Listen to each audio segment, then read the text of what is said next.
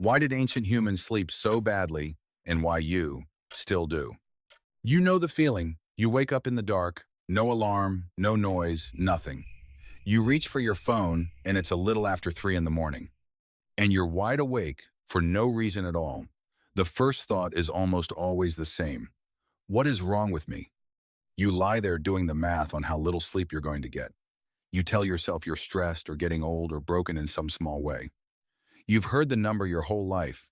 8 hours, one solid block, every single night.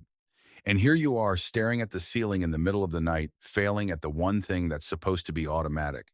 But here's the strange part. That moment you're dreading, wide awake in the middle of the night, used to be completely normal. For most of human history, waking up in the dark wasn't a malfunction. It was the plan. People expected it. Some of them even looked forward to it. The thing you think is broken might be the oldest, most human thing your body still knows how to do. And the 8-hour unbroken night you're chasing, that might be the real weird part. Let's look at the evidence. It starts with a historian named Roger Ekirch at Virginia Tech. He wasn't even studying sleep. He was researching what life was like at night in Europe centuries ago, digging through old diaries, court records, medical books, and he kept tripping over the same odd little phrase, first sleep. And then, second sleep. People wrote about them casually, the way you'd mention lunch, as if everyone just knew what they meant. In his book, At Days Close, and the research after it, he ended up collecting more than 2,000 of these references across a dozen languages. So what were first and second sleep? People went to bed not long after dark. They slept for a few hours. Then, around midnight, they woke up, and they stayed awake for an hour. Sometimes 2. This wasn't tossing and turning. This was a normal, expected window of the night, and people used it. They prayed. They thought about the dreams they just had.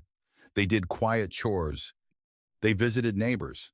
A 16th century French doctor even advised couples that the best time to conceive a child was after the first sleep, when they had more energy, and in his words, did it better. Then when they were ready, they went back to bed for their second sleep until morning. And this wasn't just a medieval quirk. Ekirch traced the same pattern back through Homer's Odyssey, through Virgil, all the way to ancient Rome, where they called it primus somnus, the first sleep. This way of sleeping may have been the default setting for humanity for thousands of years. So where did it go? Ekirch found that segmented sleep started disappearing in the 1800s, and the prime suspect is light. As artificial lighting spread, people stayed up later and later. Bedtime shifted from just after dark to hours after dark. The night got compressed. The midnight waking got squeezed out. The first sleep expanded to fill the whole night. And within about a century, the second sleep vanished so completely that we forgot it had ever existed. But that's just history.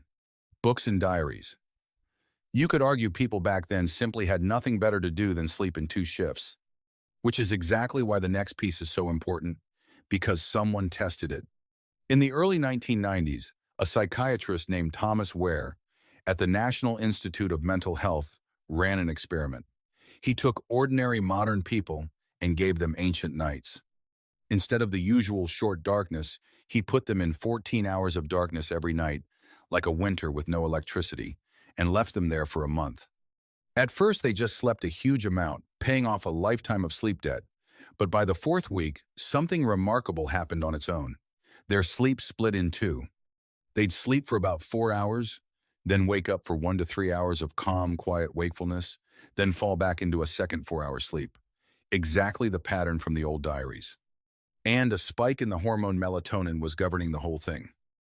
Take away the artificial light, and modern humans drift back into 2 sleeps, all by themselves, in about a month. This suggests it isn't just an old habit. It's written into your biology. Which brings us back to you, in the middle of the night. Because there's a mechanism for that exact moment. There's a hormone called cortisol. It's your alertness signal, and it runs on a schedule. It bottoms out around midnight, then starts climbing in the early morning hours, often right around 3 a.m., slowly ramping up to gently wake you for the day. In a calm body, it's a soft, gradual rise you sleep right through. But when you're stressed or anxious, that rise starts earlier and it starts steeper. It crosses the wake-up line hours too soon, and you snap awake in the dark, heart going, mind switched on. The wake-up isn't random, and it isn't a defect. It's your own body's alarm system, firing right on schedule, just a little too early. So the story seems clear. We were built for a flexible night. Modern life, with its bright lights and rigid schedules, stole our natural sleep from us. Except that story has a problem. And this is where it gets interesting.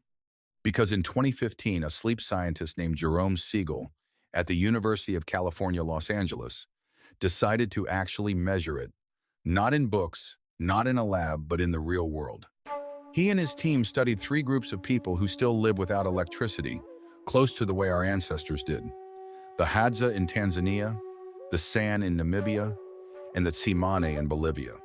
They put wrist sensors on 94 people and recorded over 1,000 nights of real sleep. And what they found blew up the romantic story. These groups don't sleep more than us, they sleep less. Between about 5 and 7 hours a night, the low end of what we get in the modern world. They don't fall asleep when it gets dark. They mostly don't nap. And crucially, Siegel's team did not find everyone neatly sleeping in 2 clean shifts. Siegel's own conclusion was blunt.